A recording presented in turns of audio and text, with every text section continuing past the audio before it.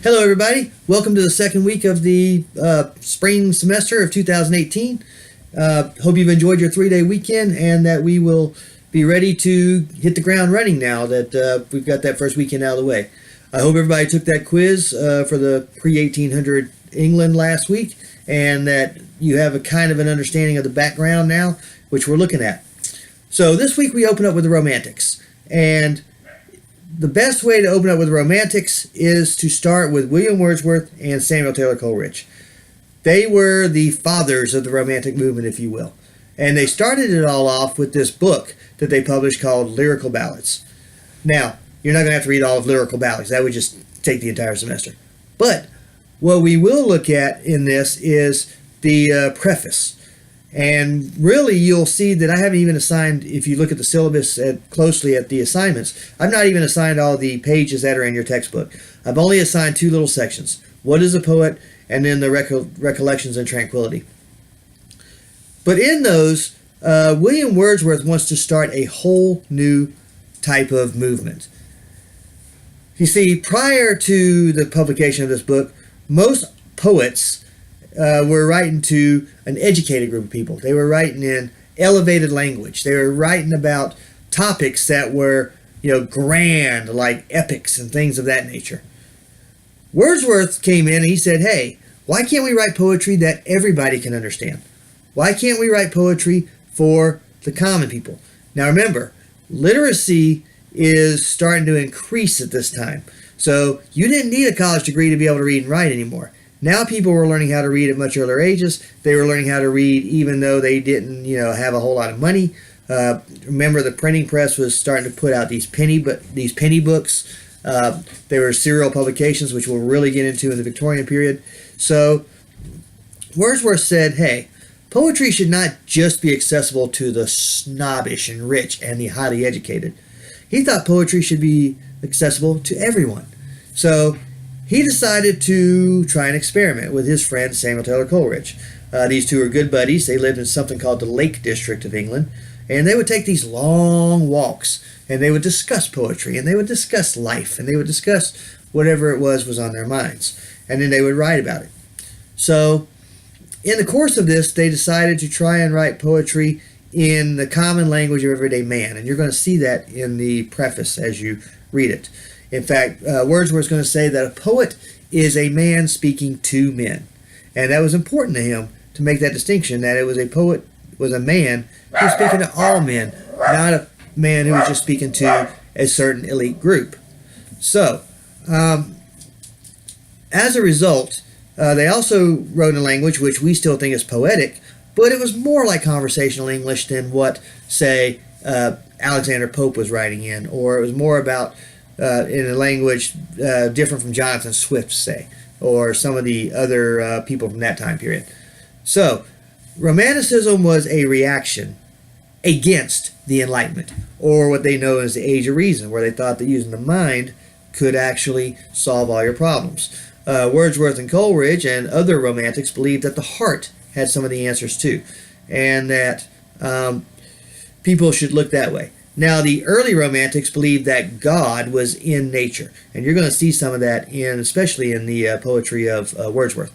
So, you're going to read two poems by him. One is We Are Seven, which is a conversation that the narrator, who is a man, has with a little girl, a very young girl, a very poor girl who lives in a little cottage. And in her mind, she has 6 siblings, so therefore her and the 6 siblings make 7. But we'll find out that 2 of them have died and they are buried in the church house yard next to the cottage. So the narrator is going to make the argument, hey, there are only 5 of you. And she goes, no, we are 7. So, and her logic is that even though they're gone in body, they're still with her in spirit. And this is something that the Age of Enlightenment poets would have rejected. To them, death was death. And so God was in nature, and God could be seen everywhere. Nature was seen as good to these early Romantics. Nature provided food. Nature provided warmth. Nature provided us the materials to build homes. Nature provided us with everything we need. And therefore, they were very religious about that and said that God created all that as well. Then the other poem by Wordsworth you're going to read is I Wandered Lonely as a Cloud. And this one has personification. This is one of the most famous uses of personification, where daffodils are dancing by the lake, and they bring joy to our narrator as he watches these daffodils as they flow like this and they dance. So that's I Wandered Lonely as a Cloud. Now, Samuel Taylor Coleridge took a different tack. He still liked the epic adventure stories. So you're going to read his most famous poem, which is Rime of the Ancient Mariner. And in Rime of the Ancient Mariner, this is about a mariner who goes on a long boat ride. And there are supernatural elements to this. There are ghosts in it. There are skeletons. There are reanimated corpses, which aren't technically zombies, but they're kind of zombie-like. And you'll see what I mean when you get to it. So this is a little bit different from Wordsworth. Now, they were best friends. They would have a falling out at some point, and then they become friends again later in life. But they did have similar ideas about poetry. So you're going to read the preface. You're going to read the two poems by Wordsworth, and you're going to read the one by Coleridge. Now, here's the important thing. You're going to take a reading quiz, and you have to have read these things to know the answers. So make sure that you understand what you've read. I also have a PowerPoint slideshow in the Week 2 module on Wordsworth and on Coleridge. It also helps to understand what Romanticism is, and I believe I have a slideshow on Romanticism in there as well. So understand the Romantic movement and the role that these two men played in it. Then you have to write a short paper, and it's only going to be 3 paragraphs. And it is the reader response paper that you've got in there, and the Dropbox is for that. Pay attention to what this says. I'm asking you to write 3 different paragraphs. First paragraph, describe how William Wordsworth describes what a poetry should be in his preface. And of course, this is the only section I had you read.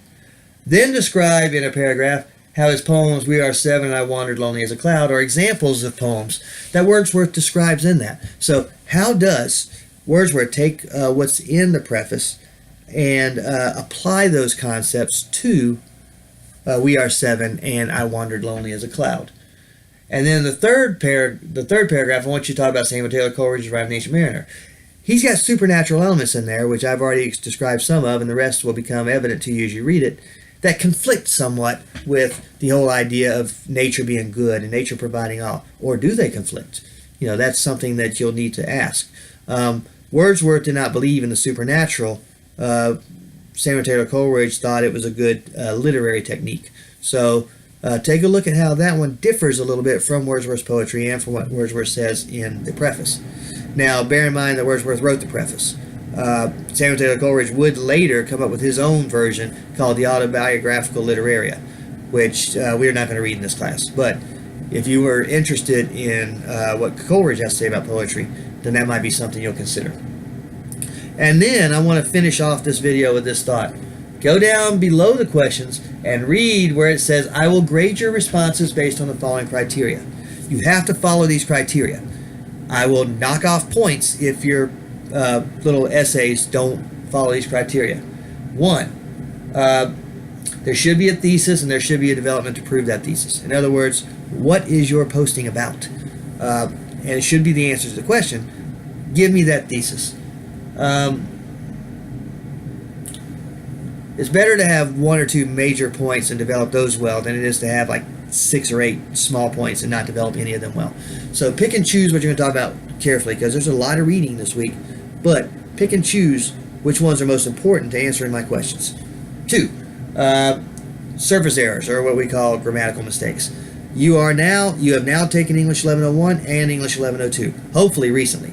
So you should know what a complete sentence is. You should know how to use a dictionary in order to spell things properly. You should know the difference between TWO, TO, and TOO. You should know by now how to make your subjects and verbs agree. I am very strict on grammar. I want you to have a grammatically correct paper. And then finally, number 3, I do require a minimum of 1 direct quote. In this one, I'd like to see 1 direct quote per paragraph. 1 out of the preface, 1 out of one of Wordsworth's poems, and 1 out of Samuel Taylor Coleridge. And they have to be in MLA format. You should have learned this in both English 1101 and 1102. So it has to be in MLA format, and it has to be formatted properly, and it has to be cited properly. I have an MLA folder in our class page. Look in it. There's a handout on how to quote poetry. There's a handout on how to quote prose, and then there's a handout on just MLA format in general. You're going to quote your poems differently than you quote the preface, because the preface is prose, the poems are poetry. So make sure you know the difference, that you cite by page number in the prose and you cite by line numbers in the poems. Make sure that you know that you don't have to show line breaks in the prose, but in the poetry you have to show where the lines break. And those handouts will tell you exactly how to do that. Again, if you've taken 1102 recently, these should all be fresh in your memory. So I will knock off points if you don't have direct quotations. So those are my criteria, and I really like this week's readings. I think you're going to enjoy them all. They all have their own merits, and I look forward to hearing what you have to say about them. Happy writing.